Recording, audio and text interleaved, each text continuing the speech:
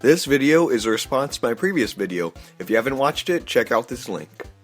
Okay, so after the release of my Mothman video, I got a lot of questions and responses from you guys on things I missed and stuff you wanted me to answer, so I'm going to respond and comment back to you guys. And I'll try to do this after most of my videos from now on, so if you have questions, please ask them.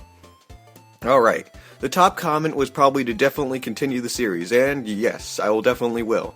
I had a lot of fun researching all this stuff and learning a lot about Point Pleasant and its people, as well as learning a lot about a legend I had rarely heard about. I also loved driving down to Point Pleasant for a night and just seeing all the creepy scenery. Sadly, I probably won't be able to do this with most other cryptid profiles, but I will consider it when possible to shoot on location. I most definitely will continue this series alongside my Paleo Profile series, and I just want to thank you guys so much for giving me your responses. And, yes, those red eyes and costume were mine, and that was me wearing them. The second most sent in comment was that I neglected to mention photos of Mothman exist, such as Will I Really Am's. Trey, normally you do your research better than this, but you seem to have missed the biggest evidence of Mothman that ever existed. He was in fact photographed. He was seen by hundreds of witnesses standing on top of the bridge photographed and seen flying off. Surely you couldn't have missed this. Okay, Mr. Really Am. No disrespect to you, but that statement is not true at all. First of all, there are actually no confirmed sightings of Mothman ever on the Silver Bridge in Point Pleasant, like, at all. Throughout all my research, not one eyewitness claimed to see Mothman on the Silver Bridge. Not one. It seems likely that this is just a myth created by some guy to somehow link Mothman to the Silver Bridge when in reality no connection exists. And this was repeated over and over again until accepted as fact. So that part is untrue. Next part. This wasn't a mistake on my part. There truly aren't any authentic photos of Mothman, and definitely none between 1966 and 1967, mainly because most people didn't have cameras at the time, and even if they did, they weren't really easy to operate. Back then they didn't have iPhones. The instant camera wasn't even that popular yet. So I thought it would be useless mentioning because none exist. All photographs are actually nothing but fakes taken long after the Point Pleasant 66 to 69 Mothman craze. But I digress. I believe you guys are referring to the supposed image of Mothman on a bridge that has surfaced on the internet. The image is called the Mothman on the Ironton Russell Bridge and was taken by an unknown individual, so sorry if you took this picture. I really couldn't find any credits on the internet. And yes, you heard that right. The Ironton Russell Bridge. Not the Silver Bridge in Point Pleasant, the Ironton Russell Bridge crossing the Ohio River between Parkersburg, West Virginia, and Cincinnati, Ohio. Not Point Pleasant. So this isn't even the right area, and this isn't the right bridge. Second, this image is clearly taken long after 1966 and 1967. Just look at the frickin' time code saying November 13th, 2003. Yes, 36 years after the Silver Bridge collapse. Not to mention they are using a color camera, a type of camera only available to the common folk until a while after 1967. So let me get this straight. This is not Point Pleasant, this isn't the Silver Bridge, and this isn't 1966 or 1967. What else could be wrong with this image? Well, a lot. This photo is actually one of two, and the second photo can be found of the supposed Mothman-shaped creature taking off and flying off the bridge. Alright. These images clearly does not depict Mothman at all. I can tell you 100% this is clearly a fake. The Mothman is just a metal structure on the top tower of the bridge. You can see in the image two more of the same structures with the exact same shape can be seen on the same place on the other side of the bridge. The wings and head are just the strange shape of these pieces. Here, you can see them in other images of the Ironton Bridge. It just appears the corresponding one on this side has fallen off, and the other one has started to slant, giving it a weird angle. And what about the flying off? The metal piece just broke off and fell into the water. As you can clearly see, the structure was tilting and the corresponding one on the other side had already been missing. The Mothman in these photos is literally just some pieces of metal that have rusted and started to plummet into the water off the bridge, as the Ironton Russell Bridge had infamously been known to start to decay and collapse as it was poorly maintained. And you heard me right. Was, not is, was. The Ironton Bridge no longer exists because it was demolished in 2003 because it was no longer safe to cross because parts started to break off and crumble. When was this photo taken? So yeah, this photo is a whole bunch of bunk. This is not a photo of Mothman, this is just a picture of the bridge with a weird angle. And this isn't even Point Pleasant. That is why I did not reference it. This image was actually featured on the very well-respected YouTube channel Bill's Channel, a channel that actually works on debunking photographs, and where he erroneously showed this image as evidence of Mothman on the Silver Bridge. Sorry Bill, this isn't correct. Faked. Hylian Montage comments, Mothman is Wan Shi Tong from Avatar The Last Airbender, a giant owl spirit. True, Mothman does pay a resemblance to the really cool looking spirit. Correction though, Wan Shi-tong wasn't in Last Airbender, he was actually seen in Legend of Korra. But man, that reminds me, I really need to watch Avatar again. That frickin' face stealer was so cool. Also, I messed up on pronunciation. Darren corrected me on how to pronounce Cryptozoologicon, and also I said Neil instead of Keel. Darn it. Thank you so much for correcting me, I'm working on it. I got a little bit of dyslexia, so sometimes that affects my pronunciation. Is Mothman an alien? Well, I really don't care for that. It was an alien excuse for a number of reasons, one of which being it goes against the entire scientific method and goes against all logic.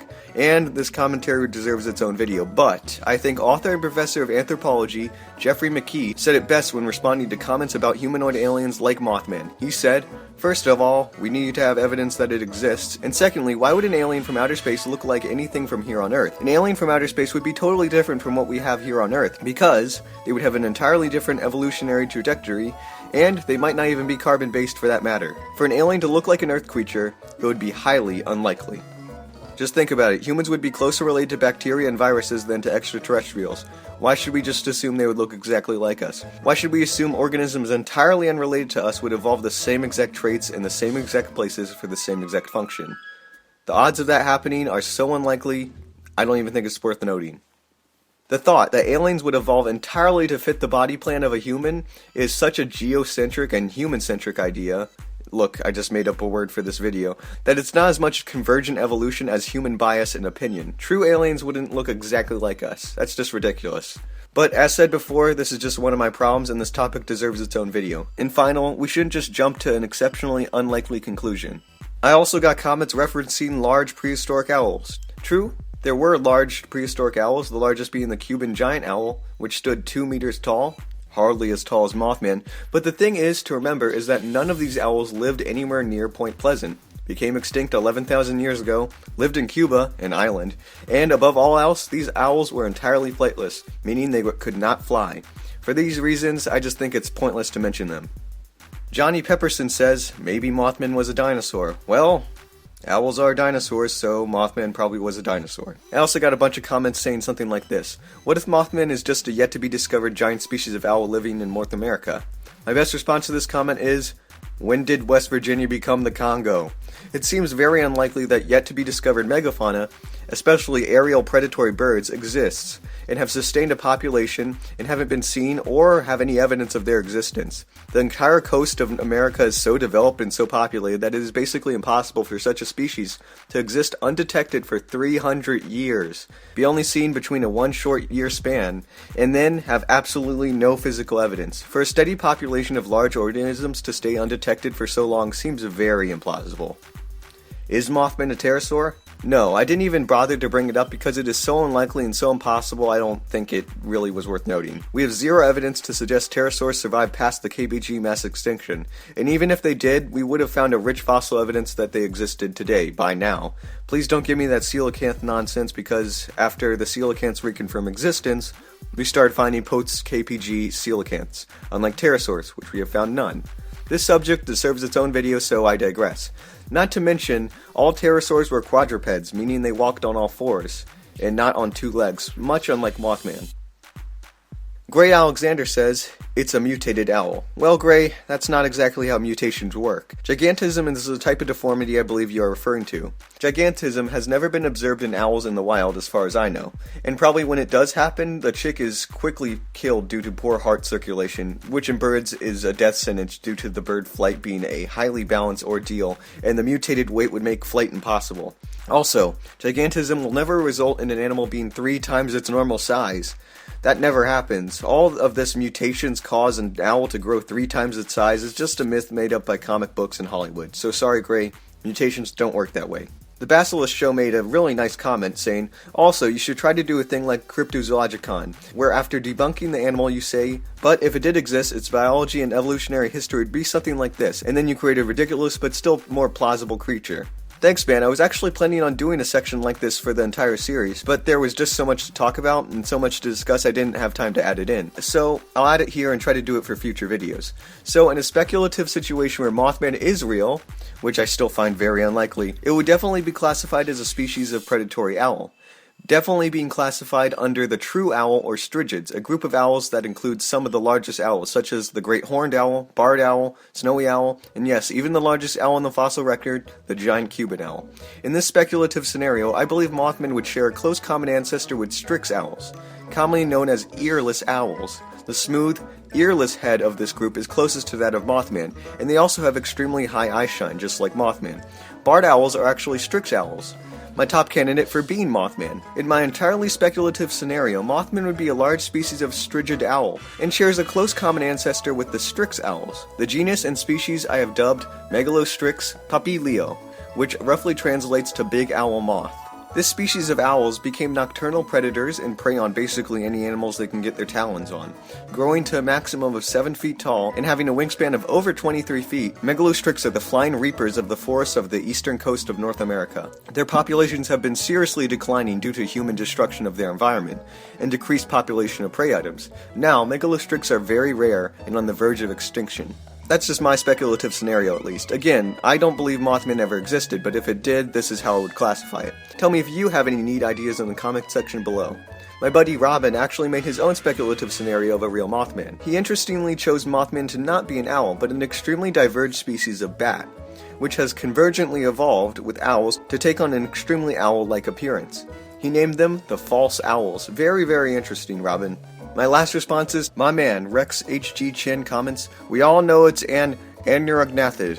And I agree with ya. If there's any pterosaur Mothman would look like, it's an anurognathed. For those that don't know anurognathids, they are an amazing group of little bizarre looking pterosaurs that had huge eyes and frog mouths. They're super duper weird looking, and if there's any non-dinosaur animal where to look like Mothman, it's anurognathids. A fun little drawing was made by Iguanodon on Tumblr who pictured Mothman as a large descendant of anurognathids. I really like it. And my last and certainly my favorite comment is this one. I don't think I need to respond to this comment. I think it speaks for itself. Alrighty, so thanks so much for watching my video, and please send me your comments in future videos, so I can respond to you guys and answer your questions. Next video is coming out very soon. I've been Trey the Explainer, and have a great day.